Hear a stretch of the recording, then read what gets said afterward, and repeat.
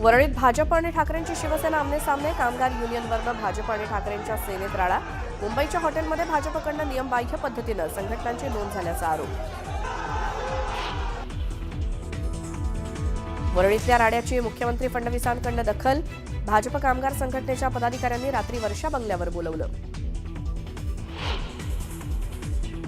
जनतेनं महायुतीला प्रचंड आशीर्वाद दिला होता असं म्हणत मुख्यमंत्री फडणवीसांकडनं महाराष्ट्राच्या जनतेचे आभार. तर मला रात्री झोप येत नाही, कामाच्या अनेक गोष्टी दिसतात असंही विधान.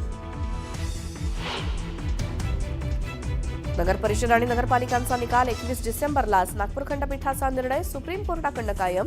तर सर्व निवडणुका 31 जानेवारी 2026 पूर्वी घ्या, सुप्रीम कोर्टाचे आदेश.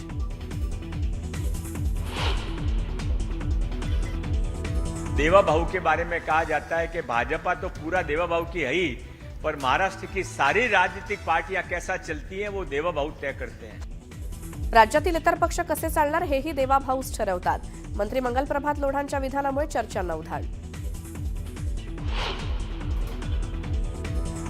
शीतल तेजवानीच्या घराची पुणे पोलिसांकडनं 1 तास झडती. जमीन गैरव्यवहार प्रकरणातील अनेक कागदपत्र पोलिसांच्या हाती. काही इलेक्ट्रॉनिक गॅझेटही जप्त केल्याची माहिती. शिंदेंच्या शिवसेनेचं नाशिकच्या तपोवनात आंदोलन. वृक्षतोडीच्या निर्णयाविरोधात शिंदेंची शिवसेना ही आक्रमक. तर गिरीश महाजनांकडनं झाडं लावण्यासाठी जागेची पाहणी. डीजीसीएकडनं इंडिगोला नियमांमध्ये शिथिलता करण्याचे नवे आदेश जारी. साप्ताहिक सुट्ट्यांबाबत आधीचेच नियम तात्काळ प्रभावानं लागू. देशभरात विमानसेवेला फटका बसल्यामुळे डीजीसीएचा मोठा निर्णय. इंडिगोची विमानसेवा 3 दिवसांपासून विस्कळीत झाल्यामुळे इतर विमान कंपन्यांच्या तिकीट दरात मोठी वाढ. मुंबई ते कोलकाताचं तिकीट 80,000वर. तर एअर इंडियाची सर्व विमानं फुल. आणि पंतप्रधान मोदी आणि रशियाचे राष्ट्राध्यक्ष पुतीन यांच्यात द्विपक्षीय चर्चा.